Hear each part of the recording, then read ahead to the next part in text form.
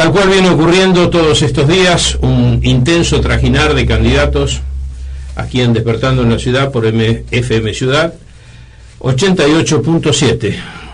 En la jornada de hoy, el candidato de Frente para la Victoria, Silvio Romano. ¿Cómo estás, Silvio? Buen día.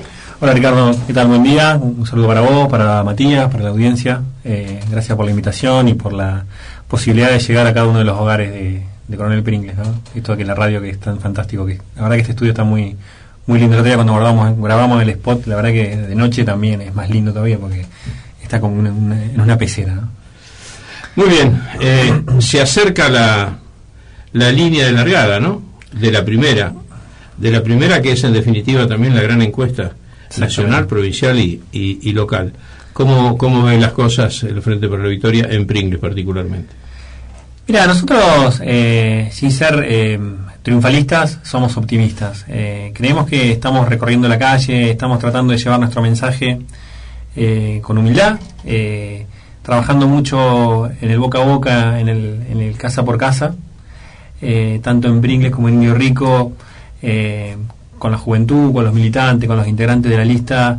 Hay mucha gente comprometida en el trabajo de llevar adelante esta propuesta para gobernar Pringles, y estamos siendo optimistas, ¿no? Creemos que estamos haciendo un buen esfuerzo y ojalá valga la pena, más que nada no tanto por mí, sino por la gente que me ha acompañado.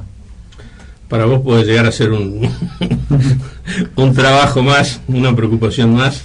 Sí, pero cuando te gusta, qué sé yo, lo haces y los desafíos son, cuando uno hace un desafío, un trabajo que, ya lo decía Confucio, ¿no? Cuando encontrás un trabajo que te guste, nunca más tendrás que trabajar. La verdad que me encantaría y me encanta la política, así como me gusta la medicina. Yo te podría aportar lo que decía otro pensador popular, Facundo Cabral, que decía: el que trabaja en lo que no le gusta, sí, es un desocupado. Exactamente. Así que eso es muy cierto. En este trajinar de visitar gente, de entrar a la casa de los peronistas y de los no peronistas, porque evidentemente esto es así. ¿Qué te llevas como cosa más conmovedora? ¿Qué fue lo que más te conmovió? ¿Qué fue lo que más te impactó? Mirá, yo creo que nos ven como esperanza de cambio o de transformar o de mejorar Pringles y dejar de transitar estos 20 años de, podemos llamar, estancamiento o de poca movilidad o poco movimiento en el pueblo, ¿no? Que como que hace 20 años que somos la misma cantidad de habitantes, que no crecen las fuentes laborales, que no existe casi la obra pública, que bueno, que los jóvenes tienen que emigrar, que los chicos se van a estudiar y no vuelven, que uno ve familias que dicen: no, yo tengo 3 hijos y 2 están en Suárez, uno está en Bahía Blanca, otro está en Mar del Plata. Eso te conmueve bastante, ¿no? Y uno que tiene hijos jóvenes, chicos todavía, yo particularmente tengo de 13 y 11 años, y veo los chicos de la edad de mis hijos, y yo quiero para Pringles que tengan la posibilidad de quedarse, ¿no? De volver, que si quieren, les gusta la ciudad, que cuando tengan que trabajar y llevar el pan a su casa, lo puedan hacer en Pringles, que no tengan que emigrar, que tengan trabajo y que tengan la posibilidad de desarrollarse acá si quieren, porque esta es una ciudad hermosa, o sea, con una idiosincrasia muy linda de pueblo, de que todos nos conocemos y de que la gran mayoría, la inmensa mayoría de la gente es muy buena gente. Y bueno, queremos eso, ¿no? Que lo que le pasa por ahí a algunas familias que tienen una desintegración porque han tenido que emigrar sus hijos, sus jóvenes, que esto pueda cambiar y que haya trabajo en Pringles y que haya vivienda para todos y que haya un desarrollo con inclusión social y que todos queden adentro, que ninguno se quede afuera. Eso es lo que más te conmueve.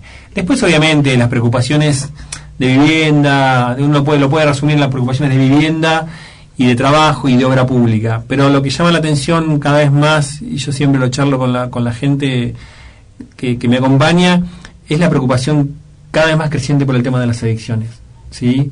Fundamentalmente en cierto sector de familias que tienen jóvenes adolescentes y que están realmente, los que no tienen el problema están preocupados porque que sus jóvenes no vayan a caer. Y bueno, y ahí es donde creo que tenemos que apuntar todos juntos, ¿no? Esto no lo pueda solucionar un intendente, unos 14 concejales, ni siquiera el poder político. Yo creo que tiene que abrirse el juego para los cultos, las instituciones deportivas, las instituciones barriales, las iglesias, las ONG. Tenemos que trabajar todos juntos porque es un tema que te atraviesa todos los sectores sociales y que no te deja ninguno libre y que ninguno que esté blindado para eso. Tenemos que lograr blindar a nuestros jóvenes para que no caigan en las adicciones. Uno ve eso, que en el 2013 no era tanta la preocupación, pero estos 2 años realmente ha crecido mucho la percepción de la gente, y si la gente lo percibe porque el problema está creciendo, y no podemos dejar que siga creciendo. Si en 2 años no hemos hecho nada, en estos próximos 2 años, en este próximo año tenemos que empezar a hacer cosas. Tenemos que hacer una política de Estado dedicada integralmente al tema de las adicciones, desde la prevención, la educación, el tratamiento, el post-tratamiento, el acompañamiento de la familia. Tenemos un montón de cosas para hacer que no pueden dejar temas libres. Y después, bueno, un montón de otros temas, ¿no? El tema de los barrios, de algunos barrios que están mucho más postergados que otros, que hay el tema de Indio Rico, el tema de la basura, un montón de cosas pero básicamente lo que te decía es al principio, ¿no? Esa percepción que tiene la gente de que hace 20 años que estamos estancados, ¿no? Y que nuestros jóvenes se van, y que los pibes se van y no vuelven, y que hay poco trabajo, y que bueno, y tenemos que cambiarlo. Es nuestra obligación, ¿no? Que para eso somos funcionarios públicos, no somos unos privilegiados, sino que tenemos la función pública es una herramienta, no es un privilegio. El tema de la droga, el tema de las adicciones. Ayer se lo preguntaba a uno de los candidatos, lo pregunto siempre, es uno de los temas a abordar, sí. Pero este candidato justamente es el actual intendente, de modo que le pregunté acerca de la policía, acerca de este sistema que se ha instaurado en Pringles, donde existen virtualmente 5 divisionales de policía. Si tomamos en cuenta la patrulla rural, la patrulla urbana, la DDA, la DDI y la Comisaría de la Mujer, ¿no es cierto? Sí. Todo eso manejado por el intendente. La pregunta que le hice concretamente a Carlos Oreste era si el intendente, en este caso él, pero todos los intendentes en general y sobre todo en las ciudades más pequeñas, están preparados para dirigir a la policía. Si no hace falta a esta coordinación de fuerzas, no le hace falta un profesionalismo distinto, es decir, gente especializada que maneje esto, aunque el timón general, por esta decisión que ha tomado el gobierno de la provincia de Buenos Aires y fundamentalmente Granados, como ejecutor fáctico, digamos, de la cuestión, de transferir la policía a los intendentes. ¿Coincidís con esto de que los intendentes, tal cual está la infraestructura, manejen la policía sin hacer una incorporación más profesionalizada? Cuando vos decís más profesionalizada, ¿a qué te referís? Me refiero a que, por ejemplo, la investigación es un tema específico. Sí. Me refiero a que la interrelación que existe entre el hecho concreto de una detención y el pasaje desde la fiscalía al juzgado, uh-huh, son temas específicos. O sea, son temas en algún caso de abogados, ¿no? Sí.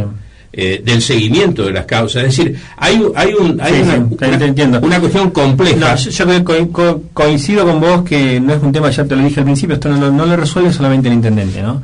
Y acá tienen que estar todos los sectores de la sociedad involucrados, pero todos. Cuando digo todos, también incluyo al Poder Judicial. O sea, cuando el Poder Judicial no actúa como tiene que actuar, y obviamente van a pasar cosas, no solamente en el tema del narcotráfico, como a que te referís vos. Uno ve cualquier delincuente que es aprendido, y que el típico cuento, que la policía lo aprende, van a Bahía y vuelven en el mismo día. Con el tema particularmente del acceso a la droga en Pringles, uno sabe, a uno le cuentan, que sabe que en tal lugar y en tal lugar, en los baños, venden droga. Y si los chicos te lo dicen, ¿cómo no lo vas a ver el principal funcionario, el jefe de la policía, que en este caso es el intendente? Yo creo que ojalá él lo sepa y no lo pueda solucionar, pero es un tema que hay que solucionar. Uno no es una excusa, decir son 5 y yo no puedo solo. Si no puedo solo, bueno, pido ayuda. Yo te lo digo, yo si hay algo que sé, son mis limitaciones. Ricardo. O sea, yo sé que no soy Superman. Yo sé que me tengo que rodear de gente y que tengo que pedir ayuda a los otros partidos políticos y a los que no tienen representación en el Consejo Deliberante también. Hay que pedir ayuda también ya te decía hoy, a la Iglesia Católica, a las iglesias evangélicas, a todos los cultos, porque esos también contienen desde lo social, porque el tema de las adicciones no se circunscribe solamente al tema del narcotráfico. Eso es una parte muy importante. Empezando por el más cercano, que es el alcohol. Exactamente. El que más descontrolado está. Exactamente. O sea, vos podés, y acá cualquiera te vende alcohol, y lo sabemos todos. Cualquiera te vende alcohol después de las 9 de la noche. ¿Sí? Cualquiera te vende alcohol después de las 9 de la noche. O algún mayor irresponsable le compra a los chicos. Sí, también, obviamente. Cuando digo cualquiera, no quiero generalizar. No quiero generalizar porque por ahí capaz me expresé muy mal. Pero que hay muchos lugares, que se lo hacen. Y que a lo mejor es un negocio. Sí, está bien. Pero es un negocio que tiene un grado de afectación social al cual hay que ponerle un marco. Sí, obviamente. Pero, a ver, yo creo que todo parte en la familia, ¿no? Cualquier padre que sepa que cuando uno lee las estadísticas del Cedronar, cualquier padre debe saber que si tiene una previa de jóvenes adolescentes en su casa, que son 20 pibes, tiene que saber que por lo menos 4 o 6 ya tienen cierto problema de consumo de alcohol. Y que probablemente 2 de ellos tengan algún otro tipo de consumo. Eso le dice una encuesta muy, muy amplia de 97.000 casos que hizo el Cedronar en el 2011 y 2012, que fue publicada, que está al alcance de todo. Y bueno, los padres deben saberlo esto. Deben saber que si su hijo tiene un problema de golpe en el rendimiento escolar, es que le puede estar pasando algo. Sí, pero hay otra cosa, Silvio. A mí me ha pasado. Siempre he estado en contacto con los jóvenes por diferentes cuestiones, ¿no? Pero muchos te hablan del consumo, pero no del consumo de él, sino del amigo. Sí. Y nunca te dicen quién le vende drogas al amigo. Hay una suerte de silencio cómplice, sí, que es muy difícil de vulnerar. Es muy difícil de vulnerar, porque uno sabe que Pringles no es una excepción. Pringles no solamente tiene consumo, sino que en alguna cuestión también se lo ha vinculado con algún tráfico de drogas hacia otras ciudades. Y lamentablemente no gozamos de un buen concepto regional sobre el tema. Entonces, alguien que me está escuchando comercializa la droga, que nos está escuchando comercializa la droga. Entonces, hace pocos días alguien me hizo una revelación, se la dije también a Oreste, respecto de se van a terminar las cuestiones irresueltas o irresolutas en Pringles en materia policial cuando se termine la interna de la policía. Y bueno, eso es un tema también. La persona es confiable y el origen es muy confiable también. Por supuesto que es un off the record, ¿no? Pero yo digo, si no eliminamos esos problemas, si no terminamos primero con ese problema, es muy difícil que terminemos con los demás, sin dejar de tener en cuenta algo que es fundamental y que creo que es la gran asignatura de los políticos respecto de el Código de Procedimientos. Es decir, hay que hacer reformas importantes en el Código de Procedimientos. Eso que vos hacías referencia, que todos sabemos, que fulanito va, lo detienen y puerta giratoria se vuelve más rápido que el contingente policial que lo llevó. Eso ha ocurrido muchísimas veces. Sin duda. Así como así como se reiteran, si ves los partes policiales, una cantidad de apellidos que vos los ves reiterados en la comisión de delitos. Sí, tal cual. Sí, es cierto eso. Pero eso ya es es algo ajeno uno puede hacer una protesta y pedir un cambio de fiscal o poder un cambio que siempre se toca. No, pero yo digo, ustedes como políticos también. Pero digo, Ricardo, en cuanto pero yo no lo estoy, en Pringles no podés generar eso. No. Pero sí ustedes pueden influir sobre sus relaciones dentro de los partidos políticos. Sin duda. Si vos lo hacés con los legisladores del Frente para la Victoria de la Sexta, si los radicales lo hacen, si los socialistas lo hacen, bueno, si le metemos en algún sentido presión a esa situación, y lo hacen todos, es posible que logremos un cambio en el funcionamiento de los jueces y fiscales, porque no hay ninguna duda que acá la policía, yo lo entiendo a veces. No, sí, yo también lo entiendo, pero a ver, a lo que yo voy es que ese es un tema que sin duda podemos trabajar y yo me puedo comprometer a trabajarlo, y de hecho he hablado con Marcelo Feliu, que es un diputado que es amigo, que es candidato a intendente ahora, que ha hecho muchas leyes, bueno, no tanto de este tema, pero sí estuvo en la ley de fertilización asistida, en la ley de adopción, está en la reforma de la Constitución de la provincia de Buenos Aires. He hablado mucho sobre este tema y él coincide, pero no es fácil, ¿sí? No es imposible, pero lo vamos a hacer. Lo vamos a hacer si somos intendentes, si somos... Ahora bien, a lo que yo voy es que tenemos que generar en la sociedad de Pringles un cambio para que la familia proteja a los chicos. La familia, ¿sí? Porque, a ver, cuando nosotros éramos pibes acá con Matías, tenemos un poquito, yo soy más grande que Matías, pero más o menos, nosotros teníamos libre acceso al alcohol. No era prohibido. Cuando salíamos, éramos adolescentes, teníamos libre acceso al alcohol. Si queríamos nos tomábamos 8 whiskies y 14 Fernet. Pero no lo hacíamos. ¿Por qué no lo hacíamos? Porque sabíamos que nos hacía mal, porque no estábamos incitados, vaya a saber por qué, a consumir, porque hay un cuento muy... ¿Y no sería porque papá se ponía bravo y áspero si los descubría? Mira, vos sabés que yo no lo sé, puede ser, esa es una, seguramente, esa es una, pero hay un reportaje muy importante que me lo contaba otro candidato a intendente, que me lo contaba, que decía que una persona que trabajaba con un adicto le decía: vos que sabés que esto te hace mal, ¿por qué lo consumís? Y el chico le decía: porque me saca el hambre, el frío y las ganas de llorar.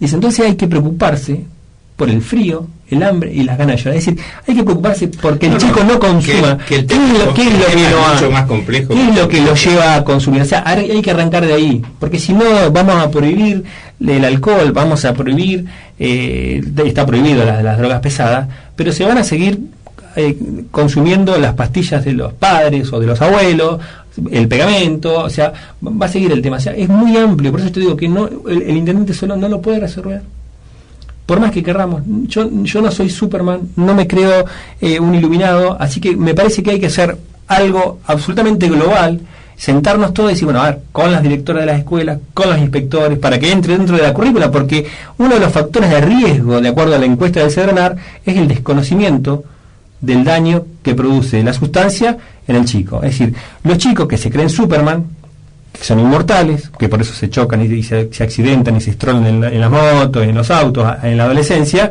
se creen Superman, se creen inmortales, dice, a mí esto no me va a hacer nada. O sea, es un factor de riesgo muy importante, el desconocimiento de que la sustancia le pueda hacer mal. La gran mayoría piensa que fumar una vez marihuana o consumir una vez cocaína es más o menos inocuo o es inocuo.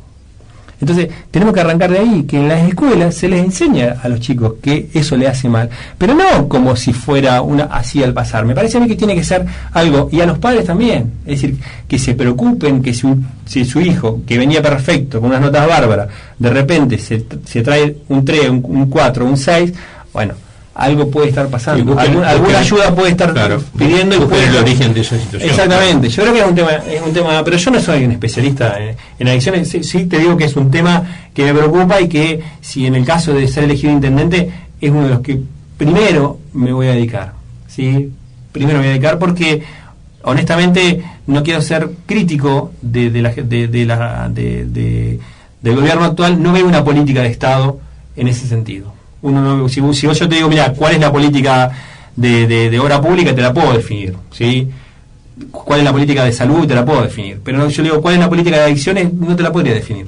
Y preguntarle a cualquier gente cuál es la política de adicciones del gobierno actual, no te la vas a dar. No, yo creo que eso queda, los gobiernos lo han dejado en manos de las secretarías respectivas que dependen básicamente de la provincia de Buenos Aires, y eso, no alcanza, y eso solo no alcanza. No alcanza. A ver, yo he hablado con me acuerdo tres mamás, ¿sí? Que me han dicho que ya bajaron los brazos, yo ya no lo llamo más. Una que el hijo estaba en Catamarca y dice, no, ella me llamó. Digo, pero bueno, podés no atenderle el teléfono, porque es como si es un enfermo, o sea, es como si tuvieras un hijo con una neumonía y le decís, no, mirá, no te atiendo, me tenés podrido con vos y tu neumonía, ya se te va a pasar. Ya se te va a pasar. O sea, son enfermedades y uno tiene que, lo peor que nos puede pasar es que los familiares, que es la familia, que es donde el chico se tiene que resguardar, baje los brazos. Pero probablemente la familia baje los brazos porque no haya nadie que ayude a la familia. Porque es un tema, si a mí me llegara a pasar, yo honestamente se me caería el mundo abajo. Entonces uno tiene que volver a construir la familia y ayudarle a que la familia se vuelva a reconstituir. Porque obviamente puede recaer, pero va a ser mucho más difícil una recaída cuando la familia o el entorno donde vuelve el adicto que se ha recuperado, que si no es así. Porque así como yo, cuando estaba en el Hospital Rossi, el hepatólogo que teníamos, que era el doctor Cursarello, nos decía, el alcohólico nunca deja de ser alcohólico, deja de consumir, y hay que mantenerlo sin consumir durante toda su vida. Con el adicto es lo mismo, nunca va a dejar de ser adicto, siempre lo que deja es de consumir, y hay que mantenerlo sin consumo para que vuelva a recuperarse y se vuelva a insertar en la sociedad, porque son personas, a ver, tienen una patología, ¿sí? Y uno no puede, digamos, discriminar, ¿sí? Hay que ayudarlo y hay que ayudar a la familia, porque sufren mucho, y ya te digo, tres mamás que realmente se te parte el corazón cuando dicen, yo ya no sé qué hacer, ya no quiero hacer más nada, y está con sus amigos, no debe, que se quede con sus amigos, y obviamente no es fácil, ¿no? No debe existir mayor impotencia que la que no poder ayudar a su hijo, porque en el fondo su patología no le deja que uno lo ayude, ¿no? Es decir, es tremendo. Sí. Vos hablabas de un Pringles que no crece y de familias que se desarman. Eso es desarraigo, ¿no? Sí. Eso es una pandemia de la Argentina, porque ha sido permanente durante todos estos años. Consecuencia de ello es lo que vemos, bueno, siempre tomamos el ejemplo típico del Gran Buenos Aires, pero también existe el Gran Rosario, también existe el Gran Bahía Blanca, acá a 100 kilómetros. El otro día vi un informe de Bariloche, por ejemplo, que uno dice, es cierto, la Bariloche que uno conoce y la Bariloche que es la de los proveedores de trabajo de esos lugares que son realmente fantásticos, ¿no? Los ligados al turismo.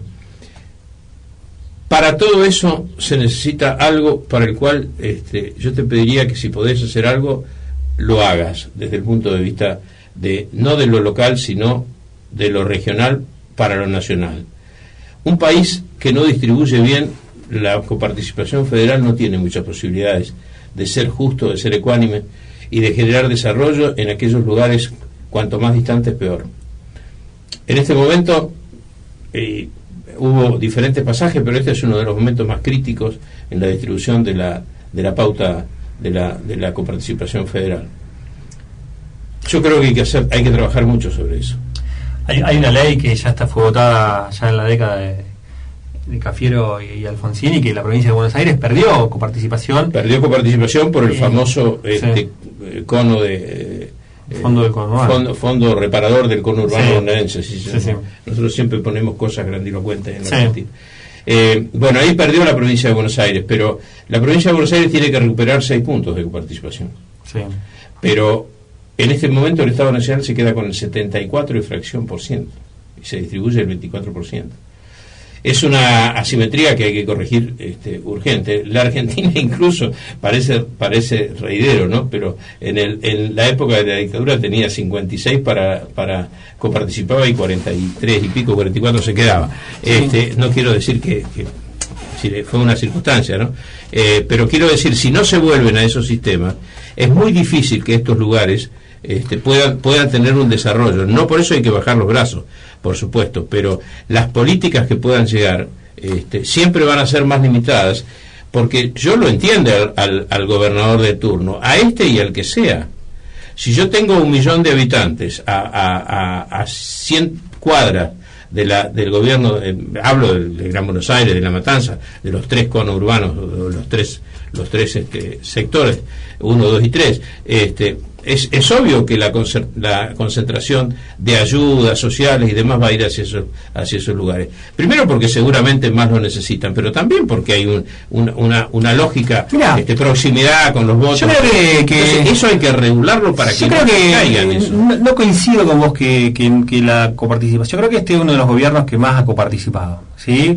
Lo que pasa es que llega directamente a los municipios. O sea, el fondo de las escuelas, a Pringles, al fecha... yo sabía que no solamente eso. El fondo de las escuelas van a llegar 18 millones de pesos para las escuelas. O sea, si vos a eso lo sabés utilizar bien, obviamente que va a mejorar mucho las escuelas de tu distrito. Si vos el fondo de la soja lo usás, que es el 30% de las retenciones de la soja, que se coparticipa la provincia y de ese 30% a cada uno de los municipios, a todos, yo creo que no podemos, hay cosas por hacer, Ricardo, sin duda que hay cosas por hacer, pero si hay algo muy bueno que tiene el gobernador Scioli es que ha descentralizado muchísimo, ¿sí? Ha llenado de plata. El intendente lo dijo en la sesión inaugural de este año de Consejo Deliberante. Lo acaba de decir acá. Nos llenaron de plata, dijo, nos llenaron de plata. Y es cierto, nos llenaron de plata. O sea, no coincido. Cuando vos ves que en el 2000, cuando entró Scioli como gobernador, eran 50 parques industriales en la provincia y ahora son 125, creo. Y que Tres Arroyos tuvo que salir a comprar tierras porque se quedó sin tierra para su parque industrial, uno ve que los distritos que gestionan bien crecen. De eso se trata, de gestionar bien. Sí, que los recursos, cuando vos tenés un recurso financiero, vos de acuerdo a tu manera de pensar decidís qué es lo que vas a financiar, si vas a financiar una cosa u otra. Recién yo acabo de estacionar para repartir boletas en el estacionamiento de la Escuela 7. Ahí se utilizaron recursos financieros para hacer un estacionamiento hermoso. Pero vos estacionás el auto y mirás las paredes y se están viniendo abajo descascaradas. Entonces, vos con ese dinero podés hacer un lindo estacionamiento para los autos, que para una persona pueden ser imprescindibles, o podés financiar mejorar el mejoramiento de la infraestructura de las escuelas, de la escuela que se están cayendo, descascarando las paredes de la Escuela 7. Entonces, de acuerdo a tu manera de pensar, vos decidís qué es lo que vas haciendo. Vos decidís hacer una rambla o decidís hacer asfalto. Vos decidís hacer una rotonda en el cementerio o decidís hacer cordón cuneta. Porque los recursos no son infinitos. Los recursos no son infinitos. Yo iba a otra cuestión. Vos le estás poniendo acento en lo social, me parece bárbaro. No es lo social, A ver, el asfalto, lo social, el asfalto no es lo social. Educativo como lo social. Yo te hablo de otra cuestión. Pero a ver, el crecimiento de los parques industriales no es social. Es desarrollo con inclusión social. Eso genera trabajo. Si no tenemos, por ejemplo, te doy un ejemplo bien concreto. Yo te doy un ejemplo bien concreto. Si no tenemos rutas, pero obviamente no podemos desarrollar el campo. Si no desarrollamos el campo, eso tiene que emanar. Estas decisiones que vos decís de la gobernación son perfectas. Ahora, si tuviera el gobernador de la provincia, o el que venga, 7, 8, 10 puntos más de coparticipación, para eso se tiene que hacer muchísimo. Obviamente, yo me refiero a eso. No, pero yo no quiero, Ricardo, si vos me decís, yo no quiero gobiernos que quiero yo, distribuyan por efecto. Si vos me decís qué te quiero yo y que nos den no 6, que nos den 15 puntos de coparticipación. Pero los que tenía, pero para eso las provincias, las otras 20 y pico de provincias tienen que decir, no, mira, yo voy a dejar de recibir mi guita y se la voy a dar a la provincia. Es relativo, eso en el desbalance actual de 24 contra 75. Bueno, pero no debemos ser ingenuos de pensar que los otros gobernadores van a ceder de su coparticipación para... Es que no tienen que cederlo, tiene que cedérselas el gobierno nacional. ¿A qué? Si los recursos se coparticipan. No. Por la ley de coparticipación, sí, como que no, pero como que no, si está la ley. El 24%. Y bueno, pero si vos decís que el gobierno nacional reparta más equitativamente, pero la proporción sería lo mismo. Hay una evidente injusticia con la provincia de Buenos Aires. Ese fondo, esa justicia viene, eso viene ya desde la década del 90. Sí, ese fue el famoso acuerdo que hicieron con Menem y Duhalde. Sí. Ese fue el tema. Que en el momento eran 600 millones de dólares. Pero está bien, pero yo, si querés, podemos hablar largo y tendido. Pero si a mí me preguntás, como intendente, ¿qué pienso hacer? Bueno, con los recursos que me llegan, gestionarlo de diferente manera, para que tenga un mayor impacto social, ponele, ¿sí? O productivo, para que tenga un impacto social en que haya desarrollo en el pueblo. Es así, ¿sí? Yo usaría los recursos financieros de diferente manera, los recursos que van llegando de diferente manera. Pero es así. No, eso es un planteo respetable, por supuesto. Sí. Yo a lo que apunto es que de pronto, cuando uno habla de generar empleo en Pringles y ve que en el presupuesto de Pringles producción tiene 1 millón de pesos. Claro, pero eso es potestad del intendente. No, eso es potestad del Consejo Deliberante cuando aprueba el presupuesto. Está bien, sí, pero sabes bien que te lo puede vetar. Mira, un ejemplo clarito. Mira, me acaba de recordar algo. Las becas que da el municipio de Pringles a los estudiantes. El año pasado, 300.000 pesos anuales. Parecía una excelente cantidad de dinero. ¿Sí? Estábamos contentos. ¿Sí? 350.000. Se me va por llamar a los compañeros de la Prida. ¿Sabes cuánto distribuían ellos en becas? El mismo año, con menor coparticipación, mucha plata menos de coparticipación. Pringles repartía 350.000, la Prida repartía 1.970.000 becas. Pesos en becas. Sí. Entonces, a eso se llama ideologías diferentes. ¿Sí? Eso se llama una manera diferente de pensar, ideológicamente. ¿Ah? Y cuando lo mismo decís en producción, si vos me decís 1 millón de pesos, es poquísimo. Nada. Es poquísimo. ¿Qué vas a financiar con 1 millón de pesos? Además hay sueldos que se pagan con eso. Exactamente. ¿Qué proyectos productivos podés financiar con 1 millón de pesos? Por eso digo, hay que cambiar el perfil del... Pero tal cual, bueno, y a eso vamos, en eso coincidimos totalmente. Totalmente coincidimos. Con 1 millón de pesos no podés financiar nada. Es como tomarle el pelo a la gente. Y decir, bueno, inscríbanse para obviamente, pero a ver, ¿cuántos puestos de trabajo podés generar repartiendo entre 10 o entre 15 proyectos productivos 1 millón de pesos? Muy poco. Nada, absolutamente. Muy poco. Entonces Pringles no va a cambiar de esa manera. La mejor manera de cambiar es que ese millón de pesos se multiplique por 10. Que vos puedas dar 10 millones o porque puedas, y que después lo vayas recuperando, que ese dinero se preste y que después se recupere, que se reinvierte, que al año siguiente sean 10 millones, sean 11, que al año siguiente sean 12, y que así se vaya desarrollando proyectos productivos que vayan generando fuentes de trabajo. ¿Sí? Porque hay que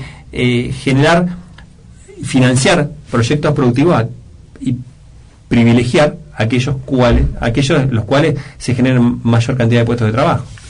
Se nos está yendo el tiempo. Vamos a 3 o 4 preguntas finales. Bueno. Una, ¿pedirías una auditoría de la actual gestión? Sí, sin duda. ¿Por desconfianza o por saber con qué elementos vas a contar hacia el futuro? Para saber qué es lo que recibo y para que la gente sepa. ¿Sí? Que la gente, digamos, el acceso a la información pública es un derecho de toda la población, ¿no? Y si hay cosas que están bien hechas, se las deben saber, y si hay cosas que se hicieron mal, lo deben saber. Como si cuando deje de ser intendente, lo mismo, ¿no? Uno debe hacer un balance y decir, mira, acá está, yo recibí esto, entrego esto y acá está, ¿no? Estos móviles, estas herramientas, todas estas cosas, sí, sin duda, eso no, obviamente que la vamos a hacer. Sí, obviamente que ¿estarías dispuesto, pese a que existe una norma pero que no se cumple, de hacer una declaración de bienes espontánea? Sin duda. Sí, porque si no hay nada que contar. Absolutamente. O sea, a ver, nosotros presentamos un proyecto de ordenanza que fue aprobado por unanimidad, que obviamente como el estilo de gobierno del intendente actual es de sistemática e incumplimiento de ordenanza, que decía que cada 2 meses o 3 meses se debían publicar todos los sueldos y todos los viáticos de los 14 concejales, del intendente y de todo su gabinete, de todos los puestos políticos. Y no, debía ser público eso, debe ser público. Y obviamente lo vamos a llevar adelante. O sea, ¿reestructurarías la planta política? ¿Crees que hay mucha habitación por allí de yo creo que sí, funcionarios que surgen del orden político? Yo creo que sí. No sé cuánto, no tampoco me animaría a decir hay que bajarla a la mitad, al cuarto, a un tercio, por quedar bien. Yo siempre recuerdo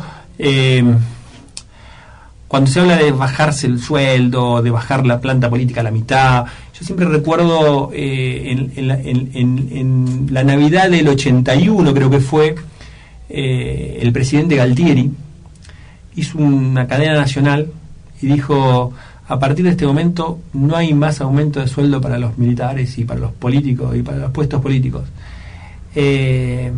Y eso en sí mismo al país no lo benefició en nada. O sea, el gobierno fue un desastre, por más que no se aumentaron los sueldos. O sea que no implica nada. O sea, me parece a mí que si vos tenés 2 funcionarios excelentes que te funcionan, que te trabajan y que te dan resultados, obviamente que es preferible a tener uno que no te trabaja, no te da resultados, no te sirve para nada.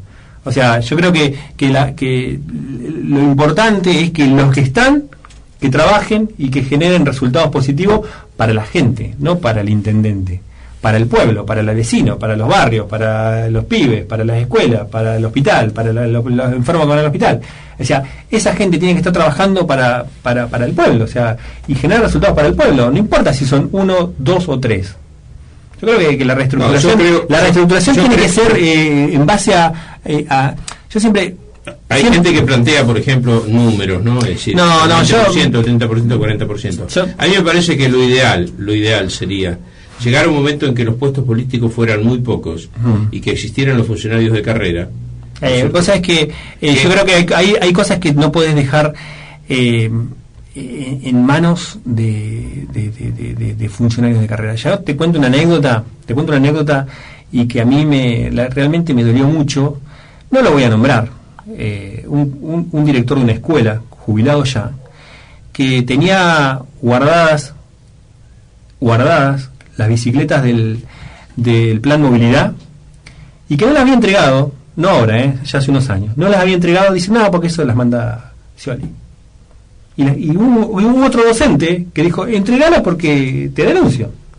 O sea, yo creo que, no quiero que en este caso, que no se entienda que yo digo que los directores de escuela tienen que ser puestos políticos, pero me refiero que hay determinadas funciones que tienen que ser sí o sí de gente comprometida con el proyecto. De gente comprometida con el proyecto. Es obvio que un secretario tuyo, que un secretario de gobierno. Si estamos hablando de ese plantel, ¿no es cierto? Yo creo que el secretario de producción, el secretario de acción social, el secretario de salud, bueno, esos tienen que ser cargos políticos, se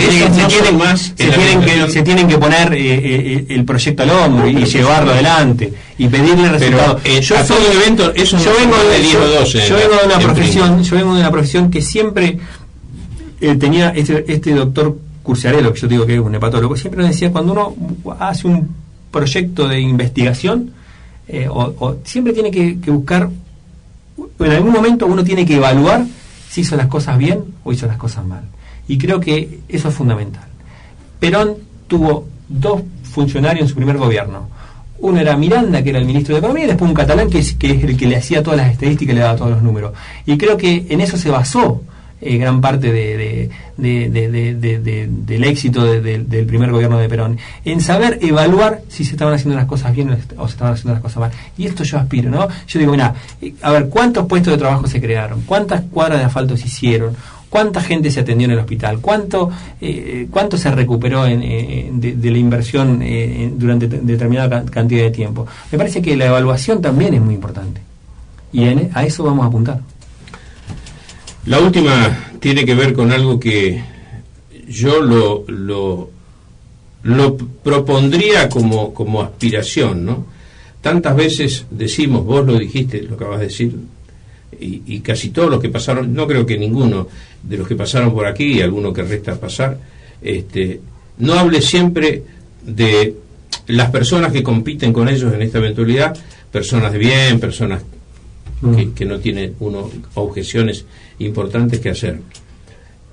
¿Por qué no generar con esos referentes y algunos otros referentes sociales una suerte de consejo consultor? Sí, me parece, obviamente estaría totalmente de acuerdo, porque son personas, o sea, obviamente uno pero además, porque si están en esto, porque sienten la vocación, sin duda, y entonces sentarse a dialogar con ellos, no para que te indiquen a vos, eventual intendente, o a otro, sino para sí, pero vos tenés que pensar que abrir un marco de posibilidades para que la gente pueda pensar. Sí, pero eso es tan importante que absolutamente, pero la gente piensa en cada elección, ¿sí? Y si yo soy intendente, voy a crear, si no tengo problema, en el consejo consultor, pero me parece a mí que uno se debe a la gente y nunca debe abandonar la defensa de los derechos de la mayoría. Yo creo que si hay algo que se le ha atacado siempre a la presidenta, dice que es agresiva, que es autoritaria, y en realidad creo que autoritario es el que con el 5% de los votos quiere que se hagan las cosas como quiere él, y no como quiere, porque la gente la votó a la presidenta con el 54% de los votos para que haga las cosas que está haciendo. Eso es absolutamente para que haga las cosas. Yo creo que uno nunca debe traicionar los intereses de la mayoría. No, eso por supuesto. ¿Sí? Quienes te eligieron a ese cargo son los que... Pero yo apunto un poco más allá de eso. Sí. Tal vez porque tengo algunos años más. No, pero yo, Ricardo, yo lo que digo es, yo si algo que te dije hoy al principio es que si hay algo que reconozco son mis falencias. ¿Sí? Yo no me creo Superman, no me creo un iluminado. Y sé que tengo... Es que nadie lo es. Que tengo falencias. Sí, no, pero yo creo que hay gente que por ahí... Podés llegar a una etapa de la vida donde podés decir que yo me la sé todo. Yo me la sé todo, pero a ver, a mí la vida me ha golpeado duro desde mi profesión. Y me ha dicho, mira, vos te creías un súper endoscopista y mira, no pudiste hacer esto. Entonces, la vida me ha golpeado. Entonces me ha dicho, mira, me ha puesto en su lugar. Y me ha dicho, bueno, mira, uno no se la sabe todo, uno tiene que saber escuchar, que saber, no se debe creer el dueño de la verdad. Lo que sí uno no debe abandonar es nunca la defensa de los derechos de la mayoría. Eso sí, después podemos hablar con la cantidad de gente que sea necesario, pero siempre que la... No, porque el anhelo es vos comenzaste diciendo de que hay que ser absolutamente abarcativo, sin duda, porque las soluciones no están en un solo lugar y en un solo pensamiento. Esto sería, hipotéticamente, es un anhelo que tengo, que ese yo digo consejo consultor, llamarlo de la forma que sea, es emblemático, pensar un Pringles a 20 años. Sí. Independientemente de que los primeros 4 años los ejecute Silvio Romano, los otros los ejecute Juan Rodríguez, el que fuere, pero sobre la base de transitar un camino que algunos pensaron que tenía que ser por ese lado, porque a lo mejor también lo que tenemos que hacer, un reconocimiento, yo ya pienso como pringlense, tengo más años de pringlense que de pampeano, en decir en qué fallamos, en qué falló esta sociedad que de 1970 hasta ahora tiene la misma cantidad de habitantes, ¿no? Y que un estudio reciente habla de una posible, si sigue esta espiral, para el 2020, creo, 2026 o 2026 un 6% menos de población. Es decir, ¿dónde está el tema? ¿Por qué ese desarraigo? Y en eso hay un factor social. Vos sabés que en los próximos 4 años aproximadamente 4.000 chicos se van a volcar al mercado laboral, que hoy tienen entre 16 y entre 15 y 18 años. Esos chicos en 4 años son aproximadamente 4.000 que se van a volcar al mercado laboral, y nosotros tenemos que crear las condiciones para que puedan ocuparse. Si la situación sigue como ahora, dudo que el 20% pueda tener. Hay que cambiar eso, hay que cambiar. Yo creo que, por ejemplo, hoy hablaba con 2 albañiles que están haciendo unas casas de Procrear. Le digo, prepárense, porque si nosotros somos gobierno, no va a haber 3, 4 casas de Procrear.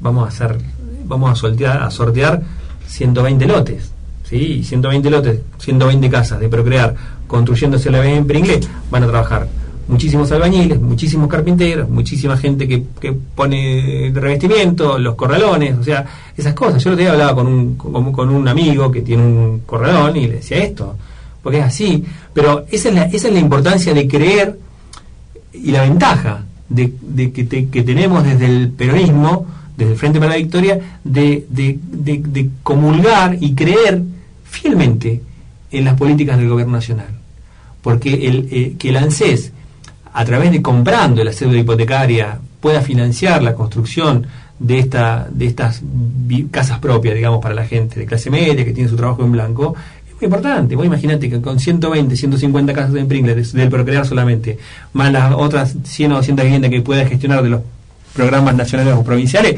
daría un cambio fundamental de trabajo, por lo menos en la construcción en Pringles. Si a eso vos le agregás financiar proyectos productivos, en vez de 1 millón de pesos, multiplicar esos porcentajes del presupuesto por 10, y bueno, podés ya, sin ser mágico, sin ser un mago, pero podés ya crear un gran cambio y dar una impronta de mejoría, por lo menos en los primeros 2 o 3 años de gobierno. Exacto. Y eso seguirlo. Si se pudiese comulgar en ideas que viniendo de otra ideología, pudieran coparticipar en esos proyectos. Sin duda. Y si unos tienen más idea o más acento en lo social, sí, y los otros tienen un acento a lo mejor más marcado en lo que puede ser el libre mercado, sí, en lo que puede ser la concreción de determinadas cosas. Sin duda, entonces, esa es la asignatura pendiente que nosotros como sociedad tenemos que invertir esta espiral. Si no se hace, lamentablemente va a ser el 6% y después va a ser el 10%. Porque una vez, hace 20 y pico de años, en el canal de Pringles, yo hice una columna y dije que si no cambiaba abruptamente Pringles iba a quedar como divisorio. La metáfora era demasiado cruda, ¿no es cierto? Pero la realidad es que es eso, el camino, lamentablemente, es a que estas ciudades vayan convirtiéndose, aunque cueste decirlo, casi en ciudades de viejos, de personas grandes, porque pero si eso tiene que ver con los dirigentes políticos que tiene. Vos recorré la zona. Recorrela. Por eso, esto ocurre en Pringles. Bueno, ¿por qué ocurre en Pringles? Hace 20 años que no gobierna el peronismo. Quiero recordarlo. 20 años. Está bien. Vamos a pensar de que 20 años, tu punto de vista sea el correcto. No me creo el dueño de la verdad. No, pero vamos a aceptar de que tu punto de vista sea correcto. Dejen gobernar al peronismo, como creemos que podemos llegar a gobernarlo, y bueno, si nosotros en los 4 años no podemos, y bueno, sí, mira, el problema era muy por eso. Pero yo creo que, a ver, así como yo te ponía el ejemplo de ese director que tenía guardadas las bicicletas, porque no creía en las políticas del gobierno provincial que mandaba la bicicleta para los pibes, probablemente lo que nos haya pasado en estos últimos 20 años es que como tuvimos gobiernos que no creían en el gobierno nacional o en el gobierno provincial, no fueron a La Plata o a Buenos Aires a bajar la cantidad enorme de programas de diferentes ministerios que están disponibles y que estuvieron disponibles durante estos 20 años y que en Pringles no llegaron. Y que, ¿sabés qué? Jorobaron a la gente. No me jorobaron a mí, yo me pude desarrollar como profesional, pero jorobaron a muchísima, y eso es lo que duele, ¿no? La cantidad de vecinos y de gente que ha quedado relegada, porque durante 20 años, por tener gobiernos que no han comulgado con el gobierno nacional, no han ido a buscar las cosas que tenían que buscar. Yo calculo que en el 2014, la cantidad de viajes que ha hecho el intendente, el 70% de sus viajes han sido a Tigre. Sí, el 70% han sido a Tigre cuando él estaba en el Frente Renovador. Porque la gente, la misma gente del municipio te decía dónde estaban. Si la misma gente del municipio te decía dónde iban. Y bueno, habrá apostado a que el gobernador además se empezaba a tejer para el futuro. Bueno, por eso. Entonces yo creo que uno no es un privilegio, digamos, que tiene cuando tiene la función pública. Es una herramienta, porque uno se debe a la gente. ¿No? Y uno no debe olvidar nunca de dónde viene. Uno no debe olvidar nunca de dónde viene. Uno viene lo puso ahí la gente, no lo pusieron ahí los votos. A mí me pusieron como concejal en el 2013 los 3.000 y pico de personas que nos votaron. Y cuando uno asume como concejal no es solamente de esos 3.000, sino de toda la ciudadanía. Me parece que por ahí apunta, ¿no? Nunca olvidarse de dónde viene.